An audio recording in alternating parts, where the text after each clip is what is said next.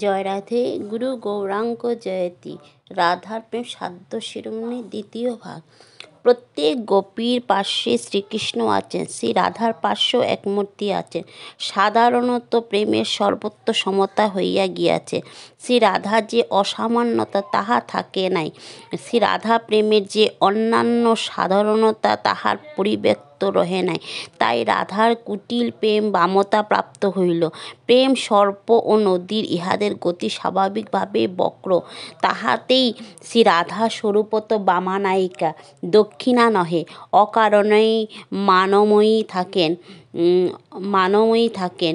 একে বামানায়িকা কুটিল প্রেম, তাহাতে ঐরূপ সর্বত্র সমতা রূপ বিরাট কারণ সমুপস্থিত। সুতরাং শ্রী রাধা মানিনী হইয়া রাসল্লী ছাড়িয়া গেলেন। শ্রী রাধার মনের কথাটি আরও একটু স্পষ্ট করা যাইতেছে। মহাভাব ভূমিকায় প্রেম খুব শুকনো অবস্থায় পৌঁছে। শ্রীকৃষ্ণ প্রীতি শ্রী রাধার চিত্তে একতানতা নিবিড় ও নিস্পন্দ হয়। একাগ্রতা চরমতা চিত্ত একটি বস্তু ভিন্ন দুইটি বস্তু গ্রহণে অক্ষম হয়।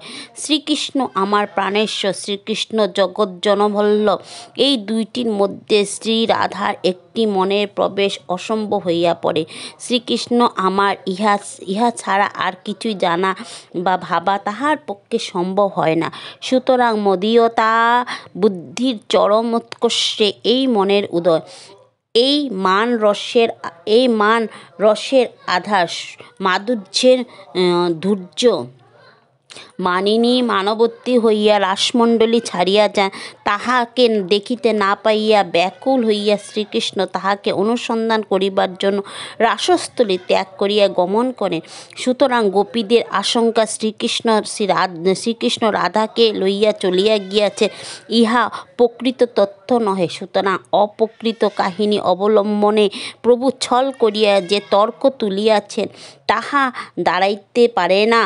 প্রভুর বর্ণিত কাহিনী যথার্থ নহে, রামরায়ের বর্ণিত লীলাই যথাযথ, ইহাই প্রমাণ সাপেক্ষ। অর্থাৎ রামরায়ের এখন শাস্ত্রদৃষ্টি প্রমাণ করা প্রয়োজন যে তিনি রাস রজনীতে যে বর্ণনা দিয়াছেন তাহাই প্রকৃত কথা। প্রভু ছলনা করিয়া যাহা করিয়াছেন তাহা অযথার্থ। রায় মহাশয় শাস্ত্রবাক্য প্রদর্শনে প্রবৃত্ত হইলেন। শ্রীকৃষ্ণের লীলা বিশেষ করিয়া রাসলীলাদি সম্বন্ধে শ্রী ভাগবতী প্রমাণ মমলং ঠাকুর মহাশয় বলিলেন। মধ্যস্থ শ্রী ভাগবতং পুরাণ। শ্রী রামরায় ও প্রথমে বিষ্ণু পুরাণের ও গীতার শ্লোক তুলিয়াছেন, কিন্তু জ্ঞানশূন্য ভক্তি স্তর হইতে এ পর্যন্ত ভাগবত শাস্ত্রকে সার করিয়াছেন, কিন্তু এই চরম আলোচনা ভাগবতীয় প্রমাণ তুলিলেন না।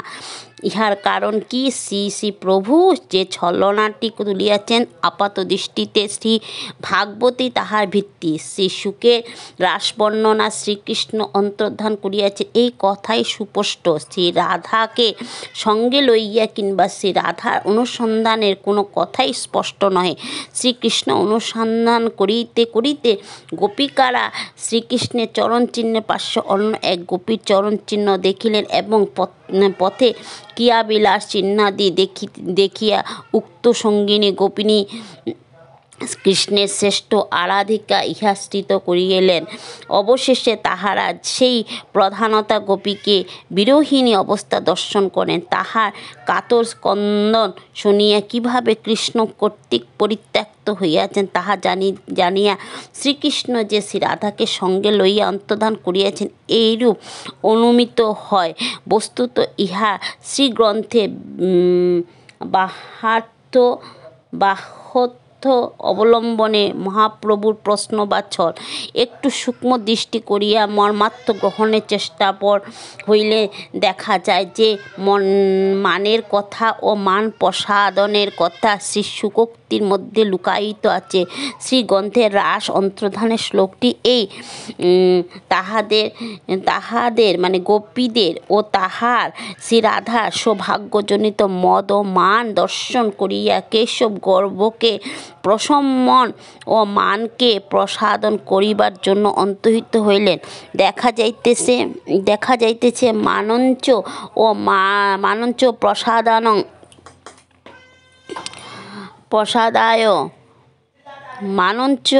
প্রসাদায় এই শব্দদ্বয় অন্তরালে একটি রহস্য লুকাইয়া রহিয়াছে। শ্রী শুক রাসের বর্ণনা করিয়াছেন। আপাতত অর্থের উপর ভিত্তি রাখিয়া মহাপ্রভু যে ছল পাতিয়াছেন তাহা ভেদ করিতে হইলে ওই শব্দদ্বয়ের গূঢ় তাৎপর্য আলোচনার বিষয় করিতে হইবে। শ্রীরাম রায় সেই জটিল পথ ত্যাগ করিয়া অর্থাৎ তিনি শ্রী শুকের বর্ণনার সাহায্য না লইয়া শ্রী জয়দেবের আস্বাদন অনুসরণ করিলেন। শ্রী জয়দেবের শ্রী গীত গোবিন্দ মহাপ্রভু পরম আস্বাদনের গ্রন্থ। ভাগবতে শ্রী শুক শারদ রাসের বর্ণনা করিয়াছেন। গীত গোবিন্দে শ্রী জয়দেব বসন্ত রাসের আস্বাদন দিয়াছেন। রাসের মধ্যে অন্তর্ধানের আড়ালে যে মানের ব্যাপারটি তাহা শুকদেব অতি গোপনে রাখিয়াছেন। জয়দেব উহাই প্রধানভাবে অবলম্বন করিয়াছেন। ওই মান বিরহ মিলনের চেষ্টা মানভঞ্জন লইয়াই গীত গোবিন্দের মুখ্যাদি গঠিত। সুতরাং ওই সূক্ষ্ম তত্ত্বের সমাধান জয়দেব আশ্রয় লওয়ার শ্রী রামরায়ের পক্ষে পরম বিজ্ঞচিত্তই হইয়াছেন।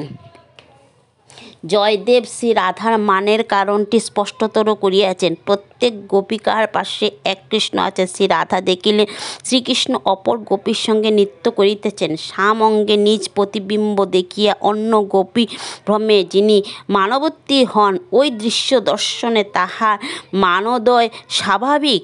তারপর তিনি নিজের পাশে চাহিয়া দেখিলেন সেখানে কৃষ্ণ দাঁড়াইয়া আছেন। ইহা আগে দেখেন নাই। শ্রী রাধা মনে করিলেন অন্যের সঙ্গে আনন্দ নৃত্যগীতি করিয়া এতক্ষণে শ্রীকৃষ্ণ